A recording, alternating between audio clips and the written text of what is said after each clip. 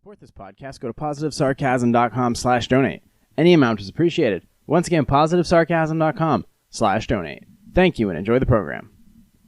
This episode of the podcast is also brought to you by pbandjoey.com. Simple, honest, and delicious. Go to pbandjoey.com for more information. $35 or more gets you free shipping. pbandjoey.com. That's pbandjoey.com.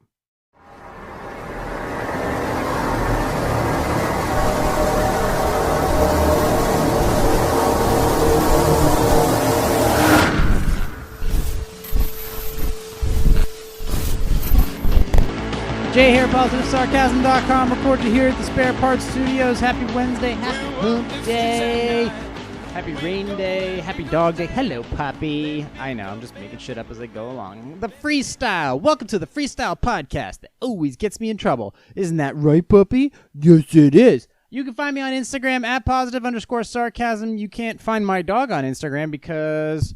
well, he doesn't have an Instagram. He's the one dog that doesn't have his own Instagram account. Or her. I don't judge. Yes, I do.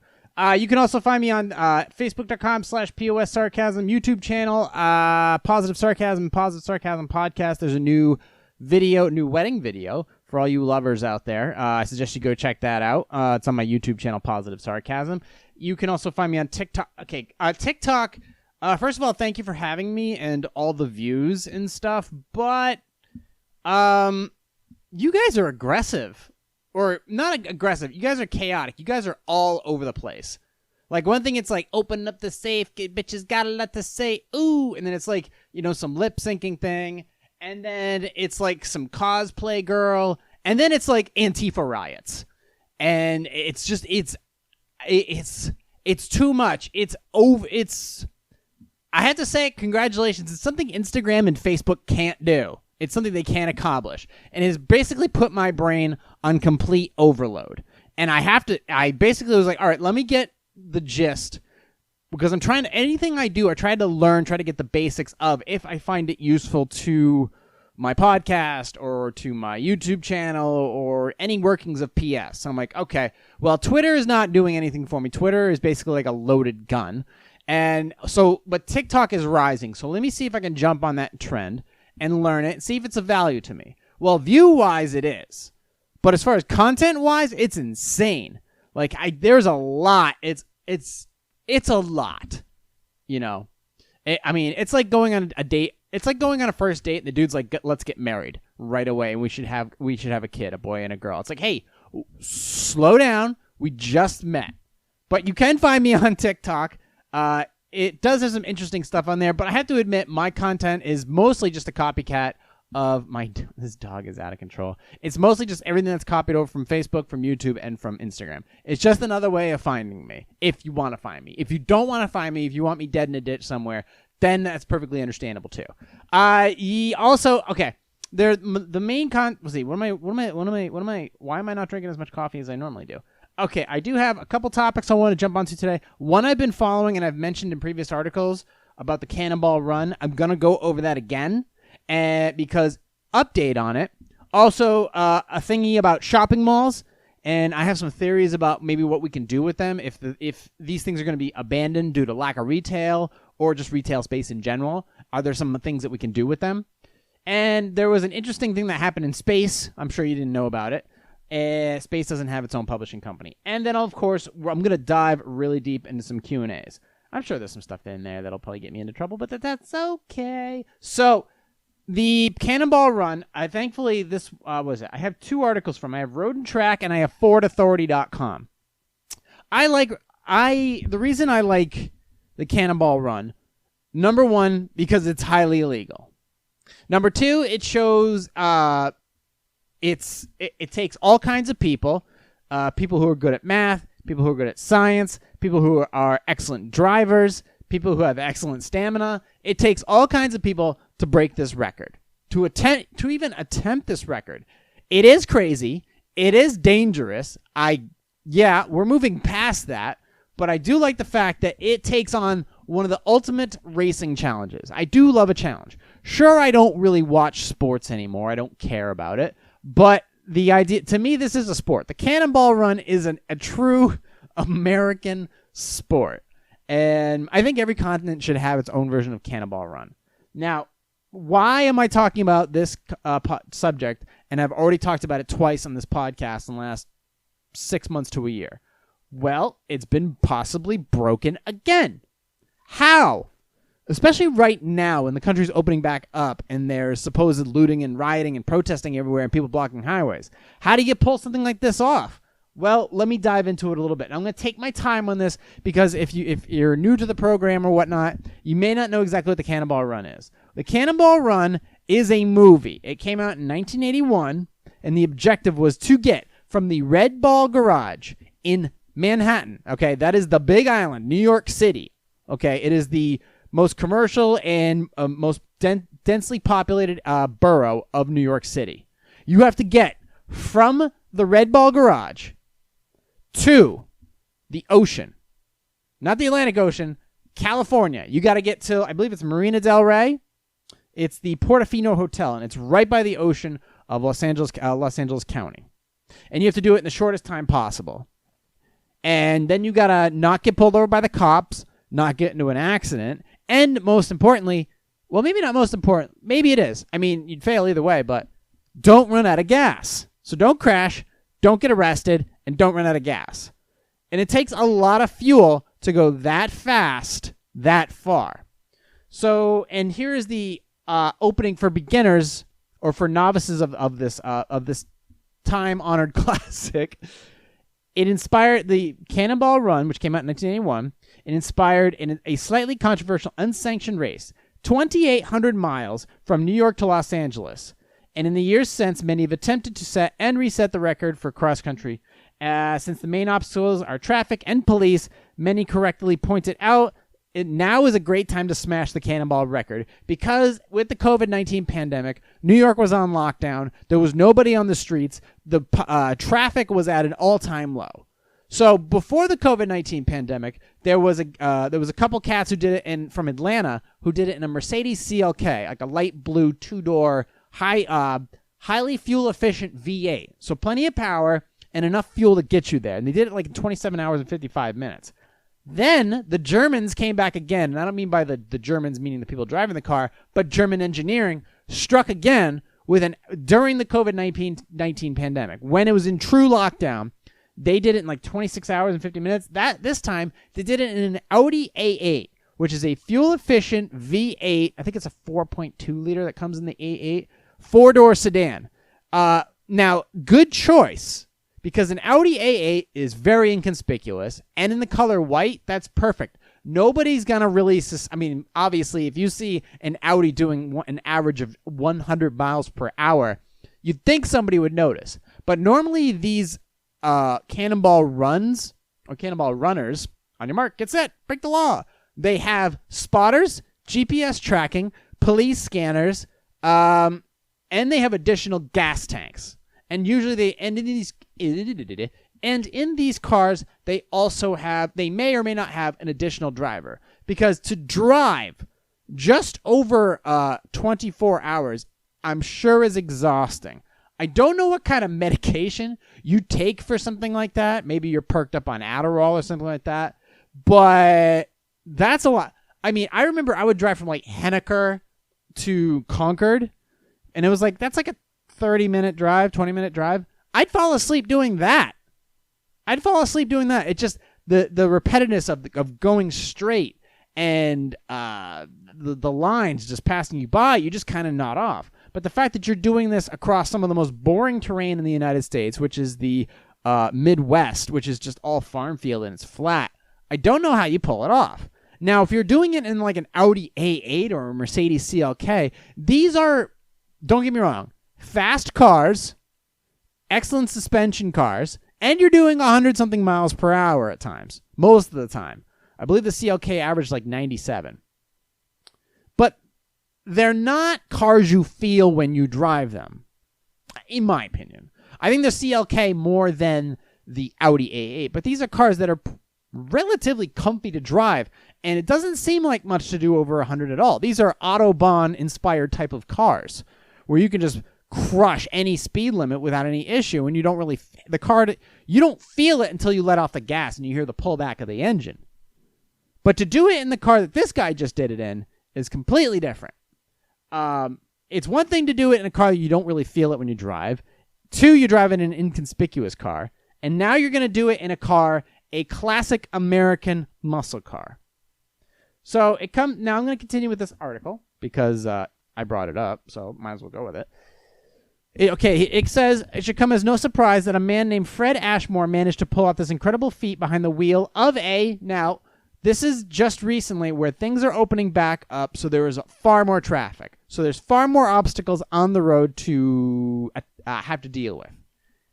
This guy did it in a Ford Mustang GT, a car that is governed at 159 miles per hour, according to the last article I read. I have 2 of them up. So, yeah, and Mustangs, first of all, my Mustang, I'm scared to drive that thing over 80. This one, 2008 or the brand new ones, is governed at 159, which I'm sure you could pull off in the new ones. They're a little wider in the ass. They're lower to the ground, better suspension. I think they're a little lighter too, and better braking system. A lot's changed in the past 17 years when it comes to Mustangs, for sure. And a ton more horsepower. This one did it at an average. So he did it, not only did he do it in a Ford Mustang, which is cool, but he did it in a rental. Okay? And with the rental market up in the air right now, that's like a cherry on top of this whole Cannonball Run cake. So he did it in 2015. Okay. When they did it in the SLK, the CLK, there was one here, the 2015 Mercedes-Benz E63 AMG sedan, did it in 27 hours and 25 minutes. This friggin' lunatic, 25 hours and 55 minutes at an average speed of 108 miles per hour, all by himself. You're all by yourself, driving as fast as you can. I'm not maybe as fast as you can, but without running out of gas, all the way across the United States, with the exception of New England, in a car that is very conspicuous. Now, granted, it's not bright red, it's not black, but it's just regular silver. But it is a Mustang. People do see Mustangs, regardless of how many of them are on the road. But to do it in a rental, okay, a car you're not generally familiar with, I would say, and to do it by yourself, that's a huge risk. I don't know who's spotting for you. I don't know who's doing the recording. I don't know who is doing other checklists. I mean, imagine the shit that you have to think through in order to make that attempt successfully. And to beat the record by over 90 minutes, I'd say. Over 90 minutes. And then it doesn't state here the one about the Audi A8. It doesn't state that. But he did legitimately beat it. And by himself. So and there's pictures. I like the fact that this article actually has the pictures. What makes this feat even more impressive is the fact that Ashmore, this guy, did it all by himself with no other drivers to rotate out with. He only stopped one time for fuel to make this happen. So he rented the Mustang, ripped out the back seat, and put an additional 130 gallon gas tank. The average Mustang comes with a standard gas tank of between 15 and 18 gallons and gets an average. The GTs generally get between 20 and 23, maybe 24 miles to the gallon. Now, if you're doing 108 miles per hour, you're probably going to get between 16 and 18. Let's see. And also, you're taking out weight. Cool. You have, okay, well, let's compensate here. Let's figure this stuff out. So you have no other people in the car. Okay, cool. So let's say the average male weighs 160, 180 pounds, something like that. I would hope 5'7". I don't know. We'll just do 100. We'll just do, let's see, split it in the middle. 170 pounds. Let's say the average male weighs 170 pounds. And you have a spotter, and you have an additional driver. So that's 1, 2, doing math. Oh, brain fart. So 270, 340. Is that right? Yeah. So that's 2 people at 170 pounds. You rip that out. So now you have 340 pounds that you've now removed from the weight of the car, saving you gas. But then you put an 130-gallon gas tank in the back seat, which adds weight. However, as you are depleting that gas tank, you're losing weight. And then on top of that, but then you refill again, so you add weight. And then, of course, you rip the back seats out completely, which saves weight. But I'm not sure, how much does 130 gallons of gas, let's find that out. Okay, 130 gallons gas weight. Plus the weight of the gas tank. But I'll leave that part out. Okay. How much does 30 gallons of gas weigh? Blah, blah, blah, blah. Let's see. A gallon of water, on the other hand, weighs about 8.4 pounds. A gallon of fuel, such as gasoline, is 6 pounds. So let's do 6 pounds times 130. Right? We doing that? So let's do 6 times 130 equals 780 pounds. So you put 780 pounds worth of gas. I mean, email me if I'm wrong with my math. But 780 pounds worth of gas. Now, obviously, every other car beforehand has had to do this. The Audi A8, any car before this has had to either have human weight or gas weight. And normally most of them put in additional gas tanks. How many times they stop, it depends on how many gallons of gas they have in there. And most of these feats are done with V8s. So 780 pounds of gas, but minus the 340 pounds of human. So it's an additional few hundred pounds, then minus the extra weight for the fuel for the back seats. So not bad. I mean, not bad for a car with a 5-liter V8. The Coyote engine pumps out, I think, 440 to 460 horsepower to the crank, which is a lot of power. So there's that. Just taking those things into account, he continues on. He removed the Mustang's rear seat and passenger. Oh, and he removed the passenger seat.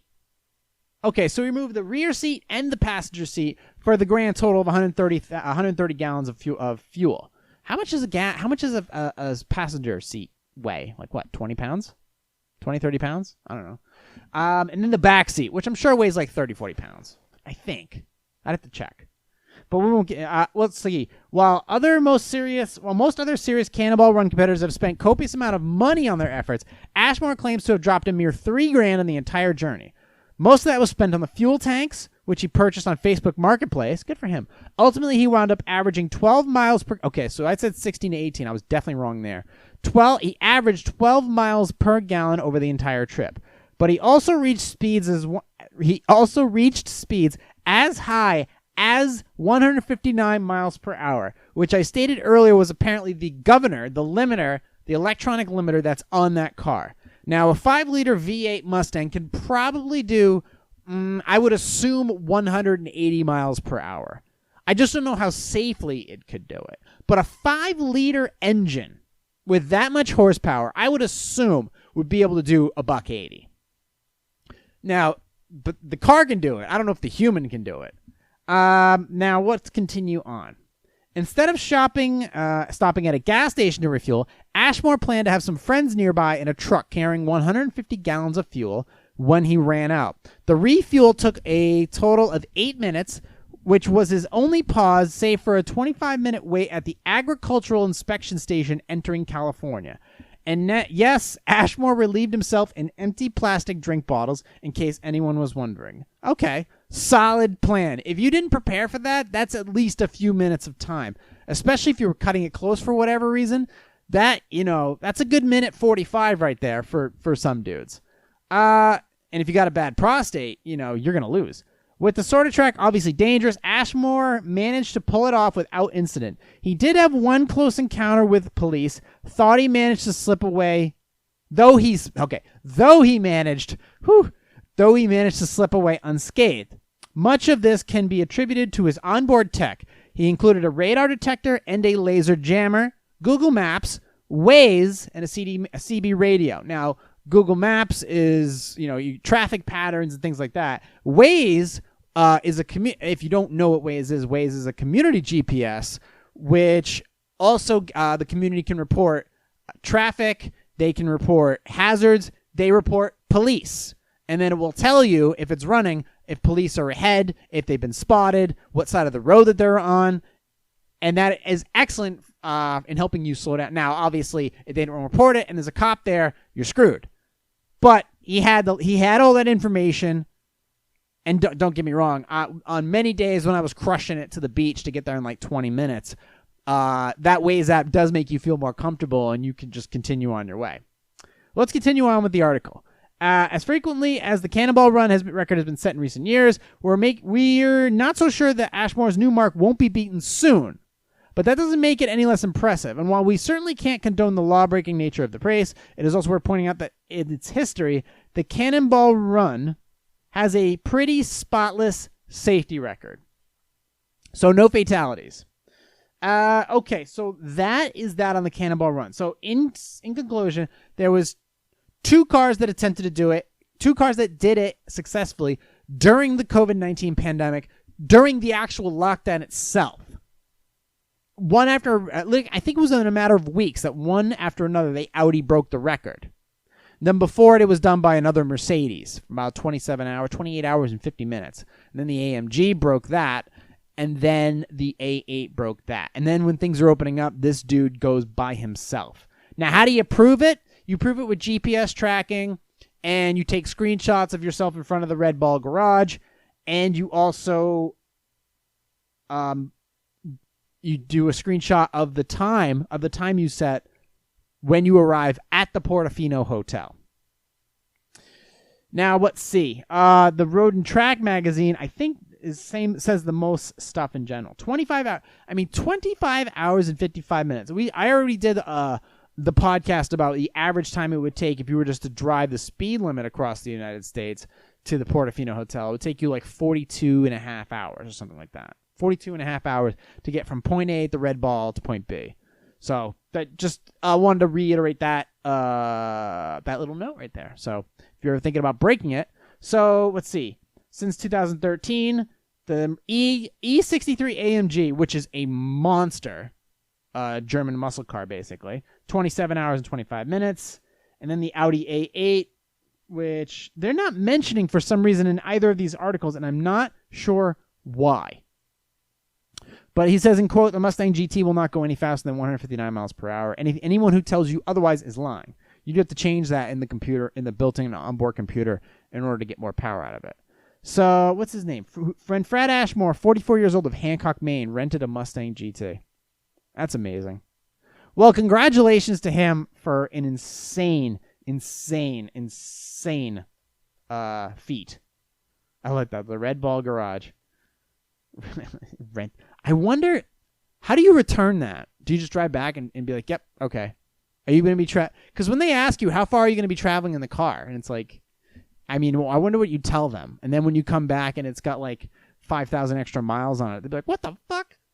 So there's that.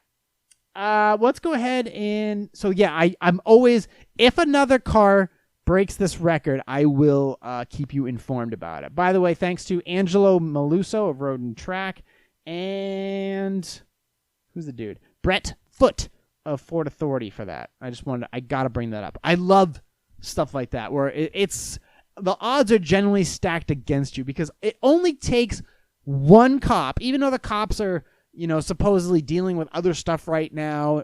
Believe me, they're on the highway. They're watching for speeders. All right, you got to make that quota, yo. So they are absolutely on the lookout for dudes doing this. But the fact that they can catch them, miracle, absolute miracle.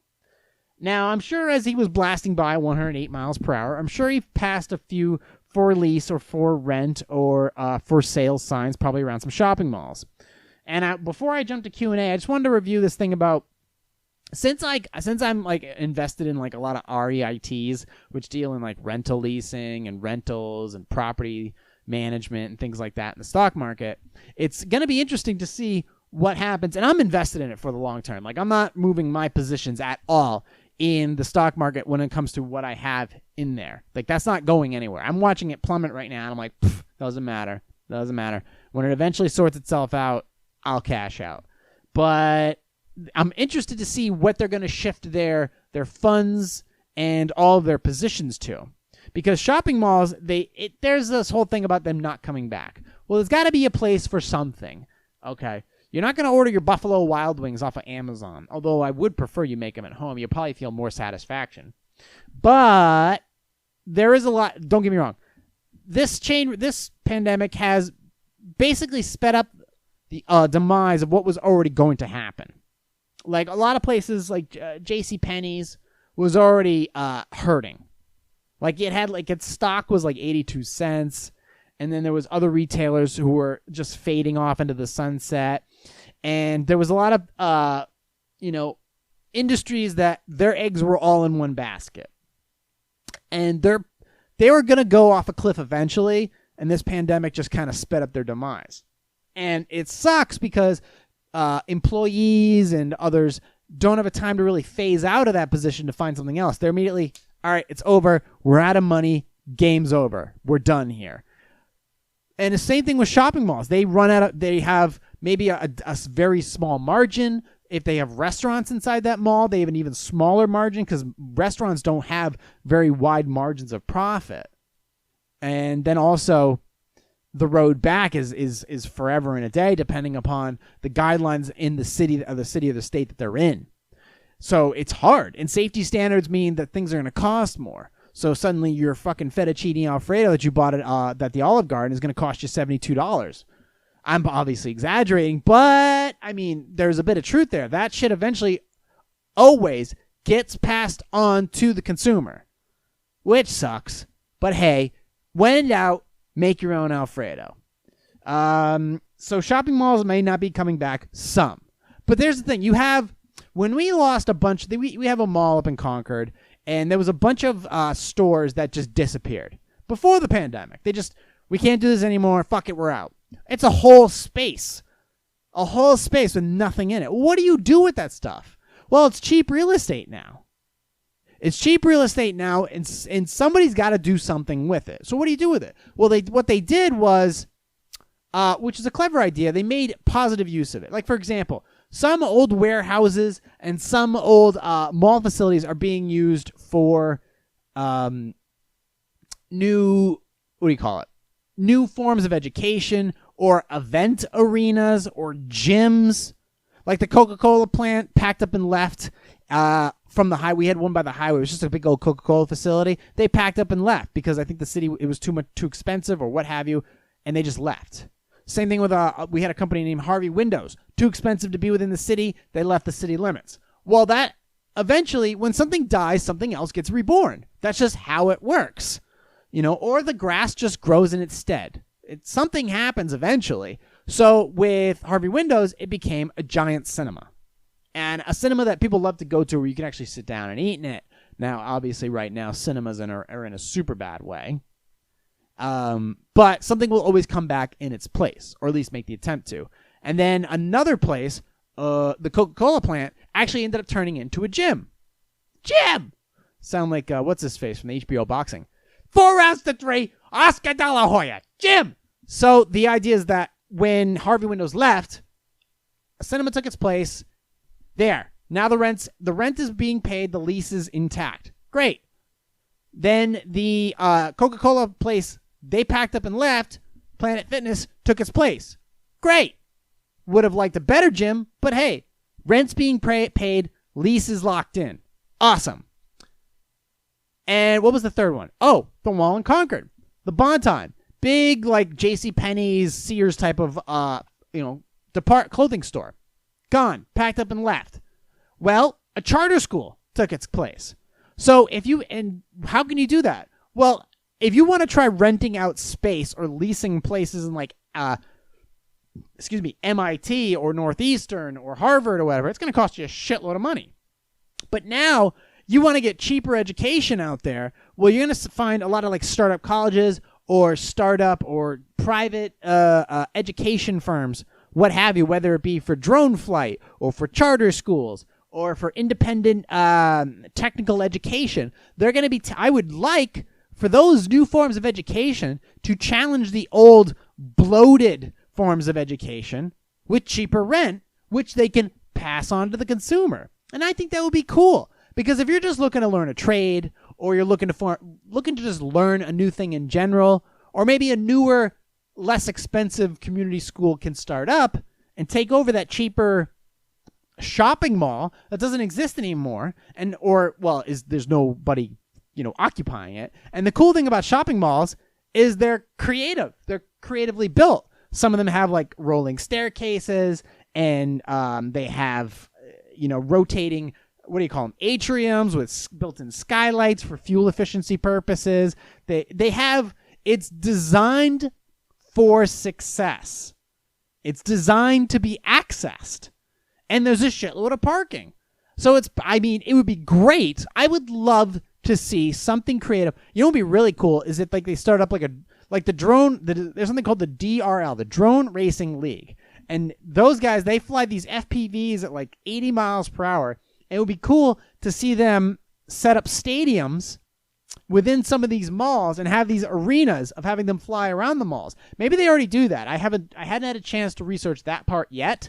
I'd like to, though. And in some of these areas where there's pillars and columns and stores and other random obstacles and broken windows or removed windows and staircases and atriums, that would be really cool, because that is something that you can beam out to a wide audience.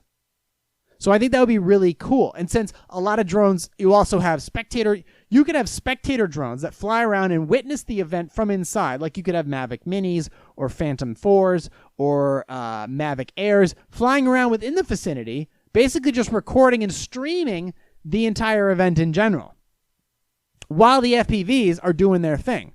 Like for example, if you were to watch the NFL, they have sky cameras and side cameras.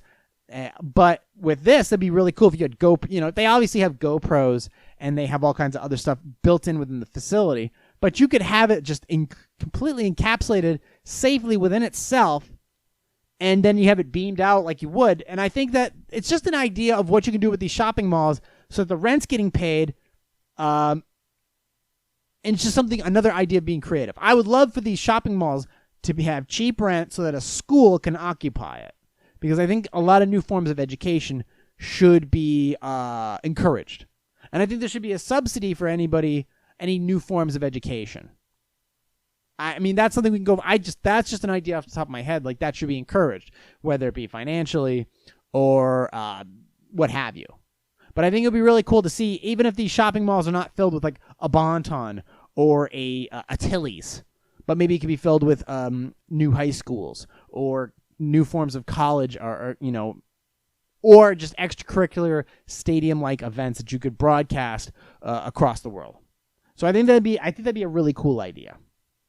But in the meantime, I was going to talk about this black hole thing, but I actually just want to skip to Q&A. There was a bunch of interesting Q&As here, and I actually wanted to. Normally, I pick like 4 or 5 out of them, but I'm going to do all of them today. And because I don't, sometimes it's like, all right, well, maybe I'm not in the mood to take on a challenge like that this week. No, let's go after all of them and see if there's something from the Dig Q&A that we can all learn together. Anyways, here we go. Also, to support this podcast, go to positivesarcasm.com/donate. Any amount is appreciated. Also, if you want to sign up for the Robinhood app, use the link in the positivesarcasm.com. Hit the contact button. There's a link for the Cash App and the Robinhood app. You'll get a free stock when you fund your account, and I'll get a free stock. We all win. It's free. Anyways, we are at 34 minutes. Let's crush some Q&A and get the hell out of here. But let's first have a sip of water. All right, let's do it. Let's sit in for this one. Okay. Can my company take away all our vacation days because they told us to work from home during the pandemic? As an HR person for a small employer, I take to heart a lot of your advice and work hard to push the management here to do better. They had plenty of issues before all this, but I truly believe they were trying to change. But with COVID-19, things went downhill fast, and the management team has shown that they are all talk when it comes to positive culture. We are essential, so our plant and warehouse have been operating, but we've sent our office staff to work from home, per the direction from public health officials. The management team told me today that they want to have anyone who worked from home during our state shutdown forfeit their remaining vacation days for 2020. The rationale is that working from home is like being on vacation. I understand they have issues with certain people's performance and productivity, but there were no new performance issues that showed up during this time. It's also true during normal times, quote, normal times, we don't allow people to work from home, which is fine. I understand people have opinions about working from home, but these are not normal times. These were not normal times, obviously. Anyway, this affects me, but I'm trying to, quote, separate out my personal feelings about this. Even so, it feels very unfair to our staff. Am I wrong? After all, we sent our office staff home, and they did what we asked of them to do work-wise. Nothing that I know of fell through the cracks. And when I try to ask if there was anything that did, the management team can't give me an answer.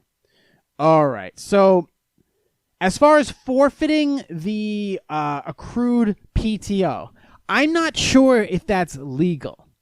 And forcing employees to work, that could be, now it says per public health officials. Well, okay, there's a couple things here. Certain industries have been mandated to work during, I think there's an act or whatever, but as far as that goes,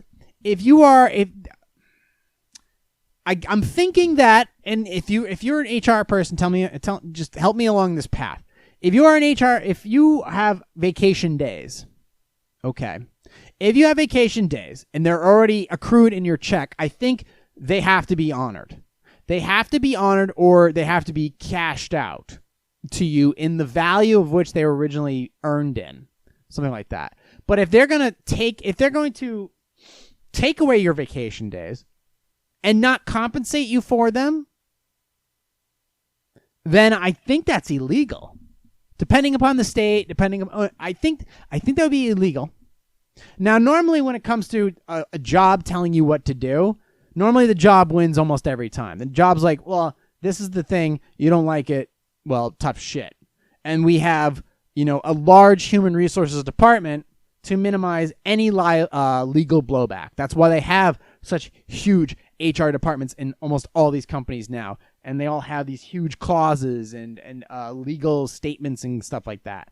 And they make you sign all kinds of shit when you start, when you're in the middle of it, when you leave, when you get fired, when you get laid off. So, I'm rambling here, which I do. It's okay. They want to have anyone who worked from home during our state shutdown forfeit their remaining vacation days for 2020. Okay, I think an interesting compromise is if you're going to make people forfeit your vacation days, you have to be paid for it. And it's June right now, so you're going to make people work now, if you're going to make them, I'm going to be forward here. If you're going to make people work, if you're going to forfeit their remaining time off, vacation days or what have you, any time off for the rest of the 2020, so they're not going to have any days off? Are they just going to have weekends? Are you going to extend their hours and force mandatory overtime, which a lot of private companies can? I know Fidelity did that. They had mandatory OT. Now, as far as people who worked at home, you cannot blame a person for having to work at home. Yes, it is safer there. Now, is it like working? Is working from home like a vacation? Is working from home like a vacation? No. I mean, that is okay. Now we're talking perspective. If we're talking perspective, if you're working from home, you're still working. You're required to be on the clock to do a job, regardless of whether you're at home petting your dog or you're at work with a bunch of fucking idiots who don't know any better. And all you have to hear is their stupid voices day in and day out. I don't know. That's a good question. Regardless, is you are paid to be home. It's safer to be there. And now they don't have to pay for your workspace. They just have to pay for maybe your computer, or you can supply your own, or any additional expenses and things like that. But your fact is, you're still employed. You're still working. It's not vacation. You're working. So I do find that there is quite possibly some significant legalities when it comes to this. And if you're not being compensated for any of this forfeiture, then I think you most likely have a legal issue. So I would like to know, and this doesn't state when and where, But here's the main points. Forfeiture, active employees forfeiting their vacation days. Are you being compensated for those vacation days?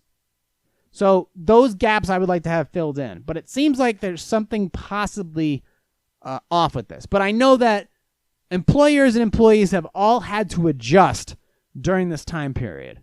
And some of it's just not going to seem right or seem like you're taking on an extra load. Yes, that's the case. And you kind of just have to shut up and fucking deal with it.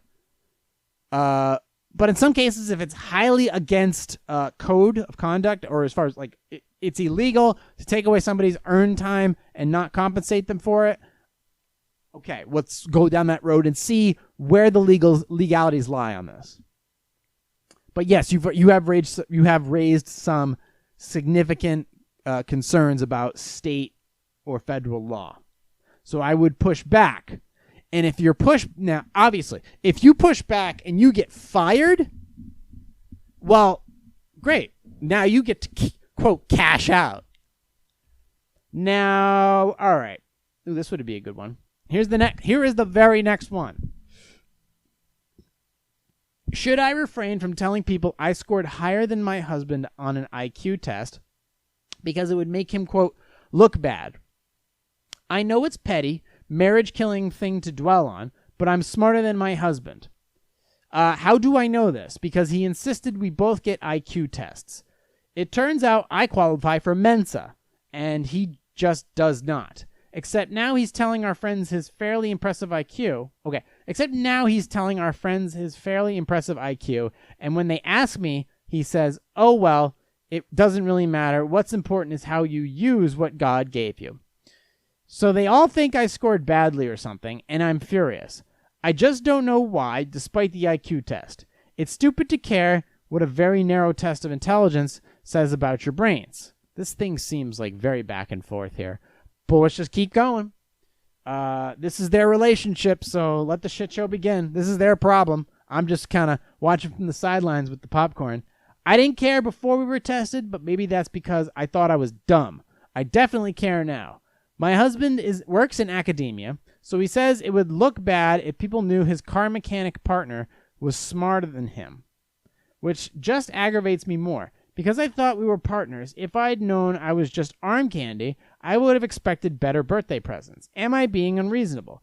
It feels ridiculous to care this much over something. I didn't care at all about it before, yet now everything he says to me sounds like condescension or even contempt. All right, well, did you... okay. I know it's all right. You took this IQ test, and it turns out you're Mensa, which basically means if you qualify for Mensa, that means you're qualifying for certified genius. I think. Right. That's what my buddy Rob Parent told me. Except now, I'm not. For the record, I'm not. I'm not Mensa numbers. That's pretty damn high. I think I'm like, no, we're not. No, we're not doing that. He says, when they ask it, he says, oh, well, it doesn't really matter. So, did you tell people about your IQ? It turns out I qualify for Mensa. When he tells his friends, saying he's fairly impressive. When they ask about me, he says, oh, well, it doesn't really matter. Okay, so he's playing you down. I don't know if IQ is a discussion you want to have in general. I don't know if that's like a conversational piece. I don't think that. Like that's a discussion you should have. Number one, it's a discussion you need to have with your husband. Like that's a thing.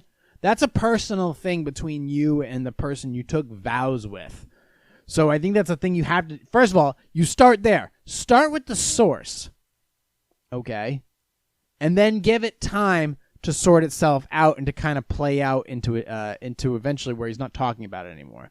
But if he keeps bringing it up, then just start with that. That's a huge conflict in the marriage where he talks about his IQ and that he's in academia, which who gives a fucking flying shit? Nobody gives a damn where you profess. So I don't think you're being unreasonable. Yeah, it bothers you. A lot of stupid shit bothers people at the most random of times.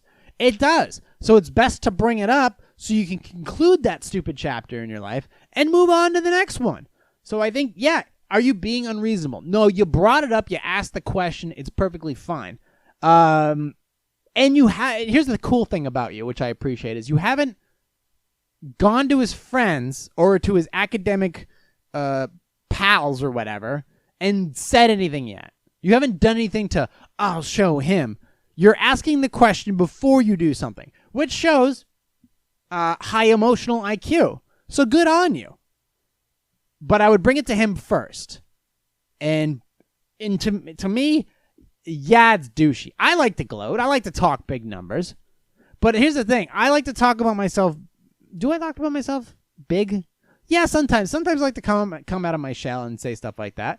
But as far as relationship or things like that go, you don't call somebody else stupid or belittle them in front of other people. You don't. You can have some joking replies and things like that, but it's best not to belittle your partner for whatever reason in front of other people. That's just douche move.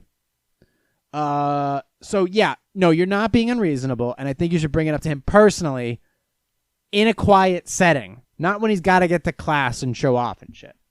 But yes, bring it up. Right. Next one. Ooh, boy. Woo! Here we go. Are my children violating my freedom of speech by calling me a racist when I express fondness for Confederate symbols? Okay. Thanks to political correctness, I can no longer converse freely with my 3 adult children. I live in the South. They've scattered across the country. I think I'm a good person. No one has ever called me racist, except my children. When I was young, my parents hung a Confederate flag in our home. I remember it fondly because I remember them fondly. Recently, our town removed the Confederate statue from our cemetery. When I lament these changes, my children get furious with me. But it's my opinion. I also believe black people deserve equal rights. Doesn't freedom of speech exist anymore? ? Okay. So let's not talk about the whole equal rights thing. That's a whole different discussion. And the freedom of speech thing, okay. The Confederate flag is not the... okay. I get you have fondness when you see it, like home cooking, or maybe the way things used to be. But you have very fond memories of the flag because of your parents. Well, I get it. Like, my father was not a perfect human being. Well, no father is. Jesus Christ. But the idea that I have a picture of him, not of NYPD, or not of anything else. I have a picture of him with me. Because every time I look at the picture, it's like, okay, he was the benchmark. I need to do better. Because that's what you're supposed to do when you're a son or a daughter. You see your parents and you go, I need to do better. Start from the foundation that they gave you and build. But the flag, the Confederate flag, is not the American flag.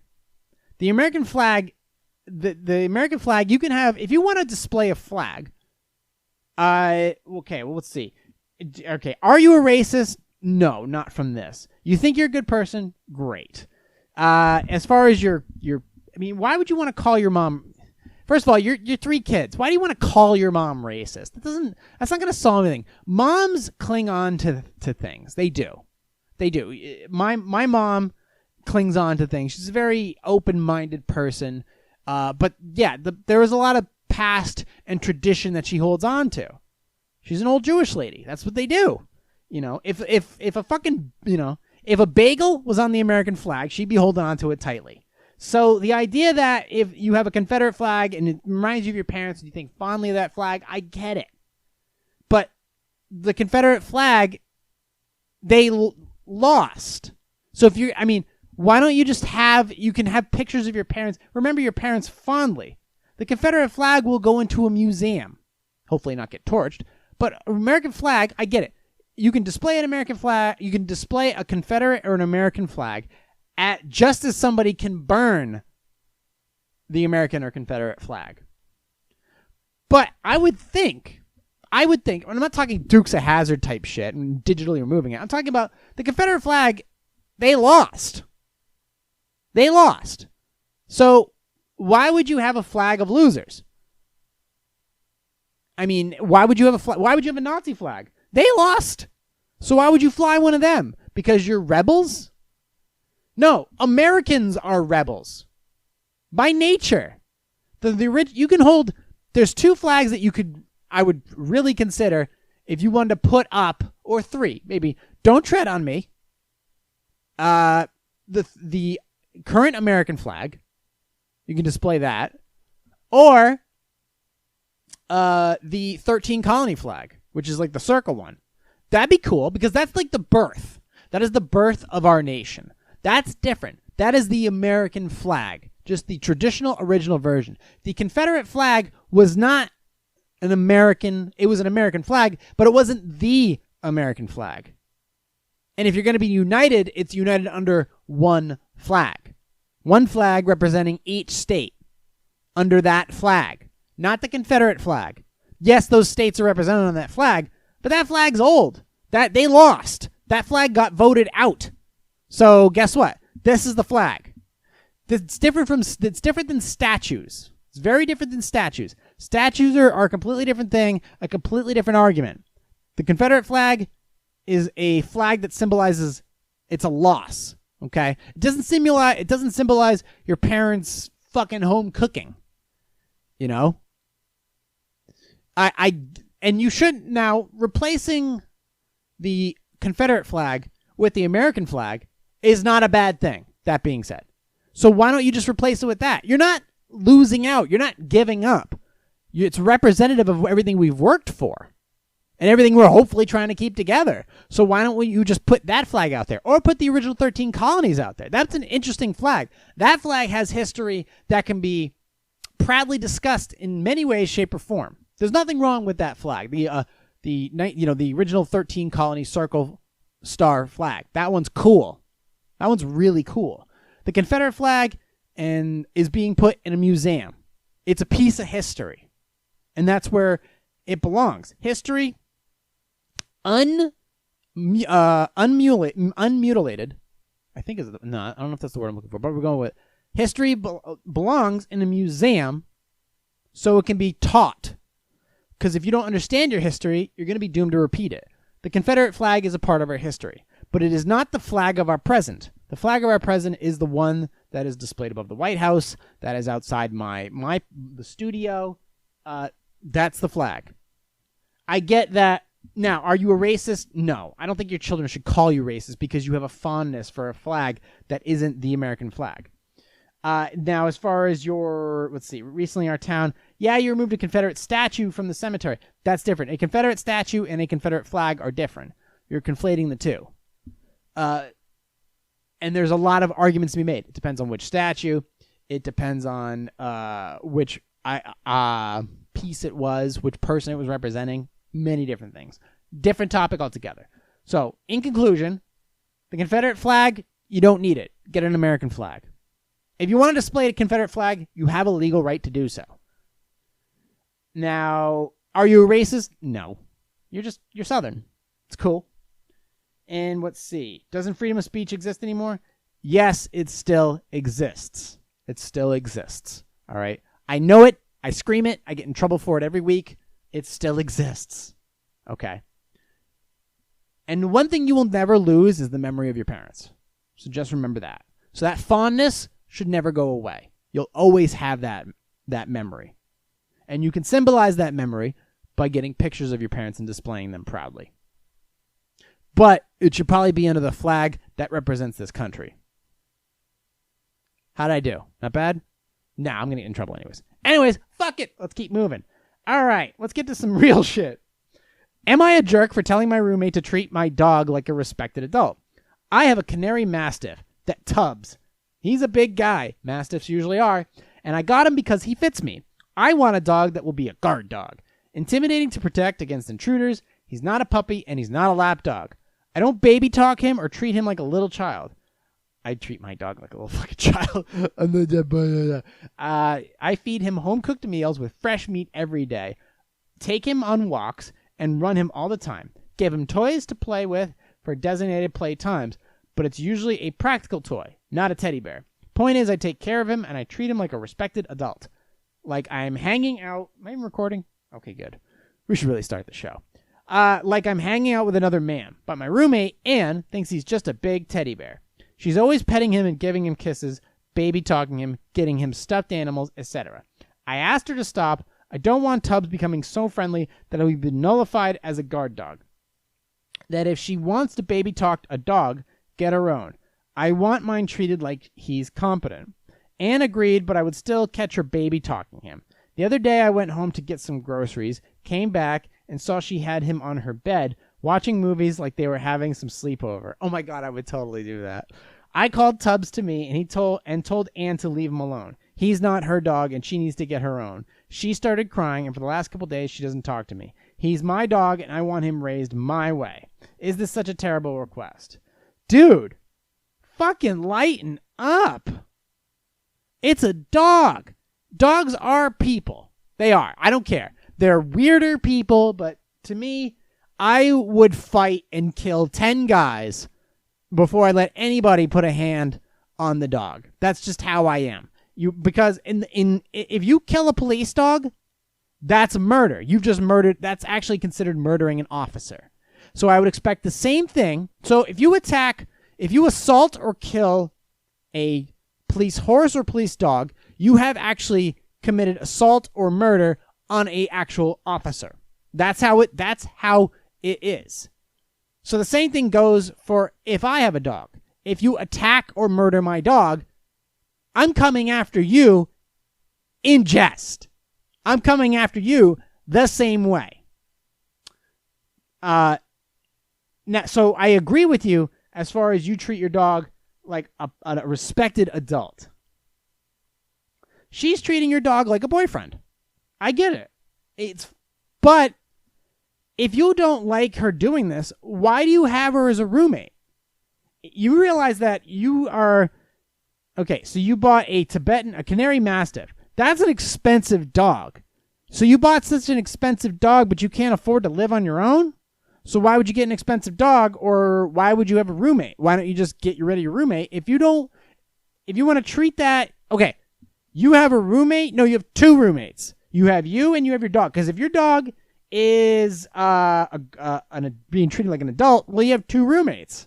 So you can't have 2. You got to have one or the other. So your dog's going to have to take up that extra space. If you're going to treat him like an adult, then you can't have the other person around. Anne has to go. And it's not because Anne is a bad person. Anne is treating your dog amazingly. And sure, I get it. The dog is understanding, through Anne, understanding compassion and friendliness and, watching who knows what on the telly. But I don't know why you would make her... I get she started crying, but dude, you got to lighten up. You can still discipline the dog and do other things. That's just part of compromise, because having a dog is like having a child. It is. I know. Here come the moms. No, it's not. It's completely... okay, hold on. Dogs have to be raised. Dogs have tendencies, just like kids do. Yeah, I get it's kind of a different element, but the idea that you have to raise the dog... You and your partner that raise the dog or the baby are always going to be at odds in some way, shape, or form, depending upon how you treat them. Dad lets you get away with certain things. Mom lets you get away with certain things. Dad's a little tighter on some things. Mom's a little tighter on some things. That's parenting. And if Anne's in the house and you're treating this dog like an adult or as like an actual human, then guess what? Anne, since she pays rent and lives there, then... she gets say in how the dog acts. Or when she's around, at least gets to interact with the dog how she sees fit. And it's still going to be a guard dog. Dogs will do anything for you. And Anne is not an intruder. So you got to chill out.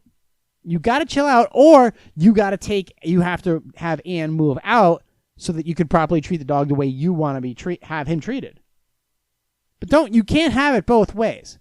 Either just you and the dog, or you, her, the dog, and you guys split as far as you're split down the middle about how you're treated. And if you're living together, do you live in an apartment? What's the deal here? You live in an apartment. What do you need a big goddamn dog to guard the front door for, or the balcony? What is it? I don't get. I don't think you're. Yeah, I think in total you need to just chill out on this one, dude. And I get it's your request. It's your dog and it's your request. Yeah, but you still got to chill out. So let's see. He's my dog. Yeah, he's your dog, but she's also your roommate. You got to treat her like an adult too.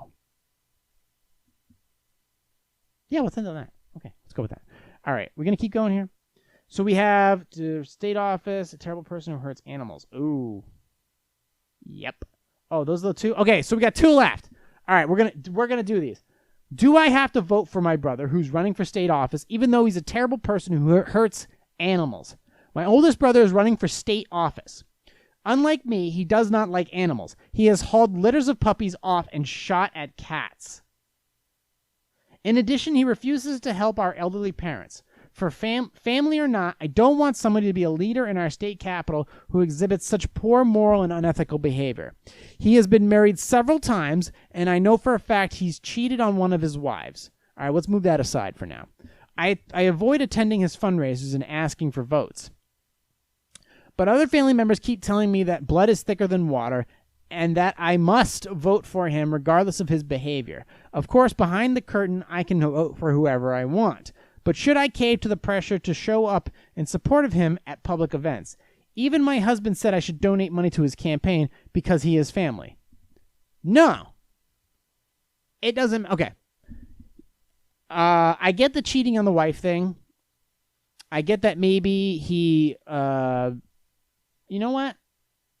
Okay. All this stuff is a moot point. Right up until the beginning there. That beginning shut me off completely to your brother. Unlike me, he does not like animals. He has hauled litters of puppies off and shot at cats. That is, I believe, the signals of a sociopath. Also, and then that only adds to the fact that, yeah, okay, if you're cheating on somebody, that's a different animal altogether. That's different animal, excuse me. That's a different ball of wax. But when you combine the cheating on one of his wives, I know for a fact that he's cheated on one of his wives. He's been married several times, and he has a distaste for animals and has shot at other animals.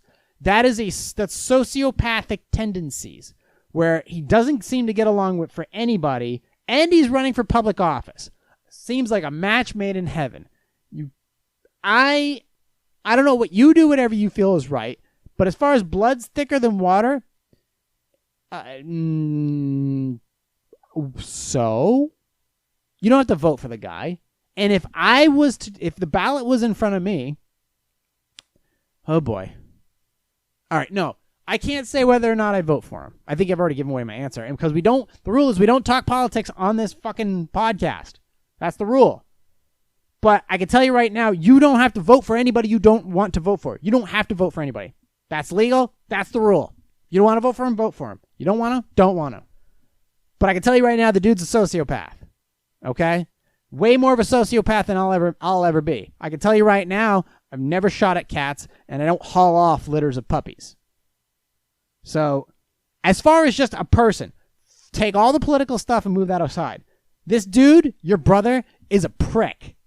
He's a sociopath. He's a fucking psycho, and he's a piece of shit. Married several times. Fucking figure it out, dude. Or don't.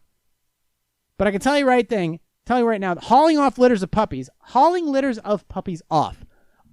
Please expand on that. What do you mean hauled off litters of puppies? Where did he haul them off to? And what did he do with them once he hauled them there? Did he bury them? Did he send them to the fucking Humane Society, a kill shelter? Did he just drown them? What did this fucking psychopath do? Can you please tell me? Because you just kind of left it hanging there. And then you just mentioned that he shoots at cats.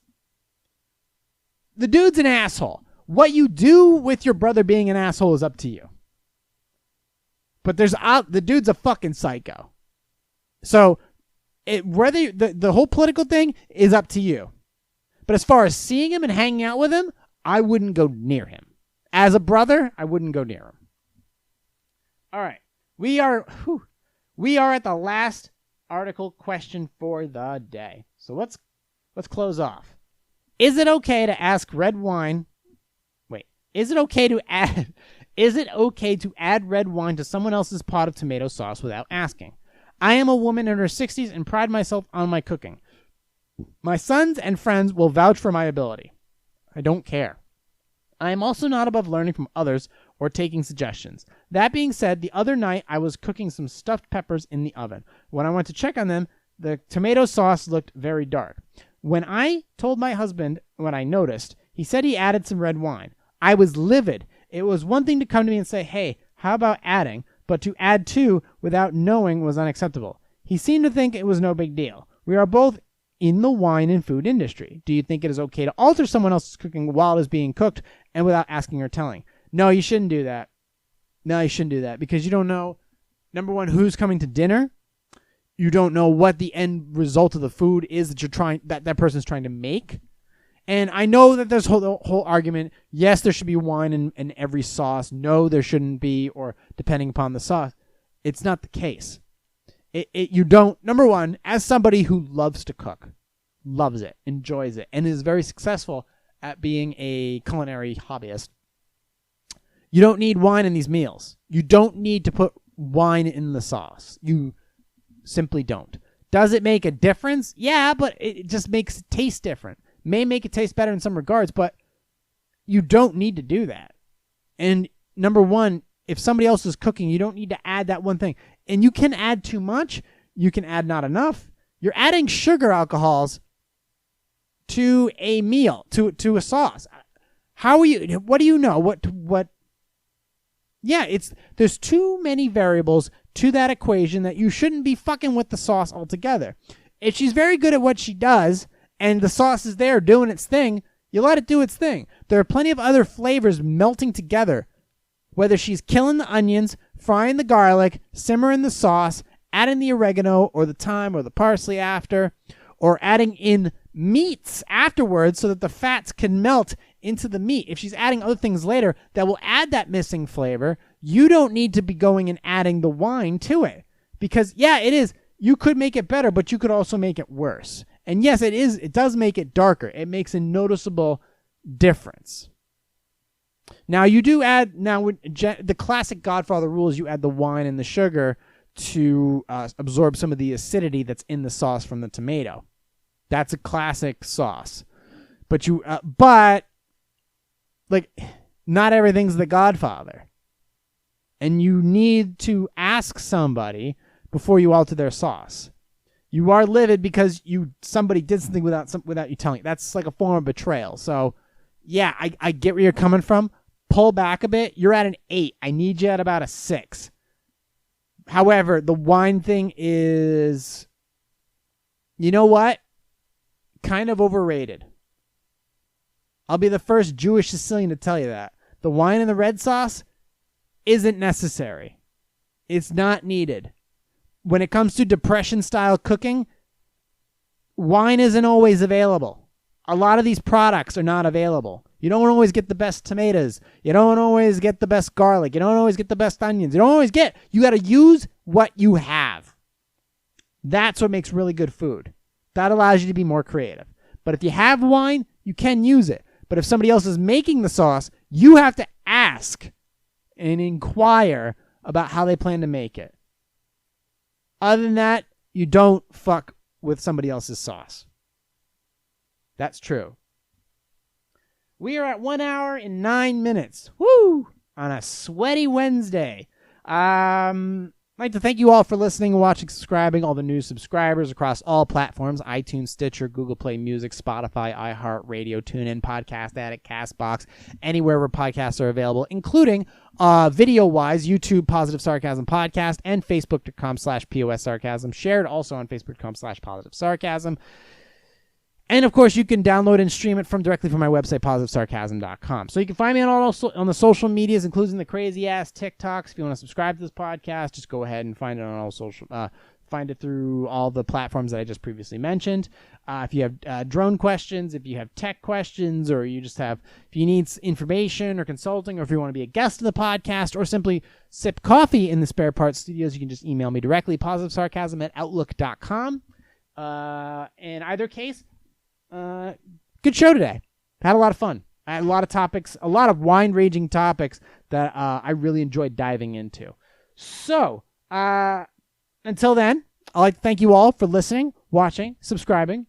I will talk to you all next week. Recorded here at the Spare Parts Studios. This has been a Positive Sarcasm presentation.